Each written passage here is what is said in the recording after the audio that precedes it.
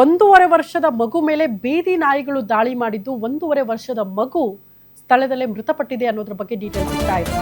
ಜೋಳಿಗೆಯಲ್ಲೇ ಆಟ ಆಡ್ತಾ ಇದ್ದ ಮಗು ಕೆಳಗಡೆ ಇಳಿದ ತಕ್ಷಣ ರಕ್ಕಸ ಬೀದಿ ನಾಯಿಗಳು ಅಟ್ಯಾಕ್ ಮಾಡಿದೆ.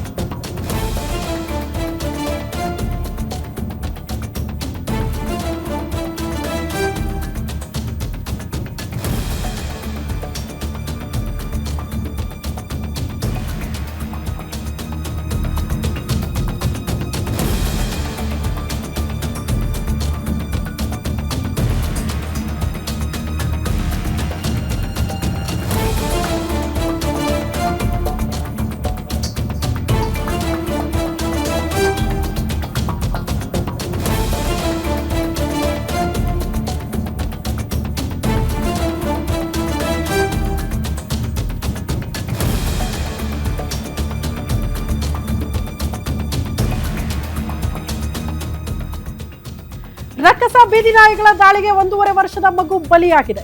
ಜೋಳಿಗೆಯಲ್ಲಿದ್ದ ಮಗು ಕೆಳಗೆ ಇಳಿದಾಗ ದಾಳಿ ಮಾಡಿಬಿಟ್ಟಿದೆಯಂತೆ ನಾಯಿಗಳು. ರಾಯಚೂರು ಜಿಲ್ಲೆ ಸಿಂಧನೂರು ತಾಲೂಕಿನ ಹಂಚನಾಳ ಕ್ಯಾಂಪ್ನಲ್ಲಿ ಆಗಿರುವ ಘಟನೆ ಇದು.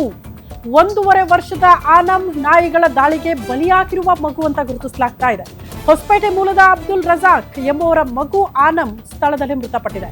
ಕಾರ್ಯಕ್ರಮ ನಿಮಿತ್ತ ಬಂದಿದ್ರಂತೆ ಜೋಳಿಗೆಯಲ್ಲಿ ಆಟ ಆಡ್ತಾ ಇದ್ದಂತಹ ಮಗು ಕೆಳಗಿಳಿದ ತಕ್ಷಣ ರಕ್ಕಸ ನಾಯಿಗಳು ಅಟ್ಯಾಕ್ ಮಾಡಿ ಮನಸೋ ಇಚ್ಛೆ ಕಚ್ಚಿರೋದ್ರಿಂದ ಪಾಪ ಮಗು ಆ ನೋವನ್ನ ತಾಳಲಾರದೆ ಸ್ಥಳದಲ್ಲೇ ಮೃತಪಟ್ಟಿದೆ ಅನ್ನೋದ್ರ ಬಗ್ಗೆ ಡೀಟೇಲ್ ಸಿಗ್ತಾ ಇದೆ. ಈ ಬಗ್ಗೆ ಮತ್ತಷ್ಟು ಡೀಟೇಲ್ಸ್ ಅನ್ನ ಕೊಡ್ತಾ ಹೋಗ್ತಾರೆ ನಮ್ಮ ಪ್ರತಿನಿಧಿ ಅನಿಲ್ ಕುಮಾರ್ ದೂರವಾಣಿ ಸಂಪರ್ಕದಲ್ಲಿದ್ದಾರೆ. ಅನಿಲ್, ಎಷ್ಟೊತ್ತಿಗಾಗಿರೋದು? ಪೇರೆಂಟ್ಸ್ ಏನು ಮಾಡ್ತಿದ್ರು ಅಂತ ಮಗುವನ್ನ ಒಂದೇ ಬಿಟ್ಟು? ಶ್ರುತಿ, ನಿಜವಾಗ್ಲೂ ಏನು ರಾಯಚೂರು ಜಿಲ್ಲೆಯಲ್ಲಿ ಹಿಂದೆ ಅಷ್ಟೇ ಕೂಡ ಸಾಕಷ್ಟು ಪ್ರಕರಣಗಳಿಗೆ ಏನು ಬೀದಿ ನಾಯಿಗಳ ದಾಳಿಗೆ ಮಕ್ಕಳು ಕೂಡ ಗಾಯಗೊಂಡಿರುವಂತ ಘಟನೆಗಳು ಕೂಡ ಇರುವಂತದ್ದು. ಆದ್ರೆ ಏನು ನಿನ್ನೆ ಅಷ್ಟೇ ಕೂಡ ರಾಯಚೂರು ಜಿಲ್ಲೆ ಸಿಂಧನೂರು ತಾಲೂಕಿನ ಅಂಚನಾಳ ಕ್ಯಾಂಪಿನಲ್ಲಿ ನಡೆದಿರುವಂತ ಘಟನೆ ಆಗಿರುವಂತದ್ದು. ಬೀದಿ ನಾಯಿ ದಾಳಿಗೆ ಮಗು ಕೂಡ ಸಾವನ್ನಪ್ಪಿರುವಂತ ಘಟನೆ ಒಂದು ದೊಡ್ಡ ದುರಂತ ಅಂತಾನೆ ಹೇಳ್ಬೋದು. ಯಾಕಂದ್ರೆ ಏನು ಬೆಳಗಿನ ಜಾವ ಮುಂಜೆ 15ನೇ ತಾರೀಕು ನಡೆದಿರುವಂತ ಘಟನೆ ಆಗಿರುವಂತದ್ದು. ಮುಂಜಾನೆ ಒಂದು 3 ಗಂಟೆಯಿಂದ 4 ಗಂಟೆ ಸುಮಾರಿಗೆ ಜೋಳಿಗೆಯಲ್ಲಿ ಮಲಗಿರುವಂತ ಮಗು ಏನು ಕೆಳಗೆ ಇಳಿದಂತ ಸಂದರ್ಭದಲ್ಲಿ ಏಕಾಏಕಿ ಬೀದಿ ನಾಯಿಗಳು ದಾಳಿ ಮಾಡಿರ್ತವೆ.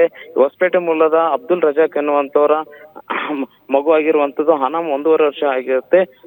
ನಿನ್ನೆ ಅಷ್ಟೇ ಕೂಡ ಸಿಂಧನೂರು ತಾಲೂಕಿನ ಹಂಚನಾಳ ಕ್ಯಾಂಪಿಗೆ ಒಂದು ಕಾರ್ಯಕ್ರಮ ನಿಮಿತ್ತವಾಗಿ ಕೂಡ ಬಂದಿರ್ತಾರೆ.